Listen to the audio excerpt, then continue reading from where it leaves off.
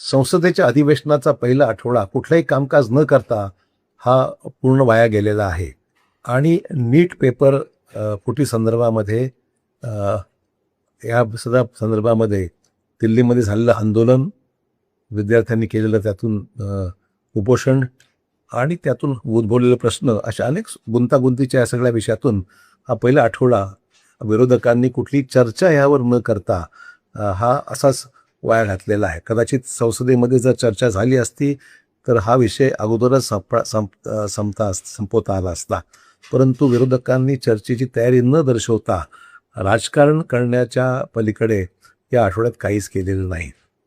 System इम्प्रूव्हमेंटची गरज होती आणि ती आहे, सरकार करत आहे, कारवाई झालेली आहे. CBIकडे फास्ट ट्रॅक कोर्टमध्ये चालवण्याचा फैसला सुद्धा पंतप्रधान घोषित केलेला आहे. तर मला वाटतं विरोधकांनी आता फार जास्त त्याच्यामध्ये न ताणता हा विषय सरकार मार्गी लावते ते विश्वास ठेवला पाहिजे आणि चर्चेच्या माध्यमातून आपली भूमिका सरकारही मांडेल, त्या विरोधकांनी मांडावी, सरकारसुद्धा आपली भूमिका स्पष्ट करेल.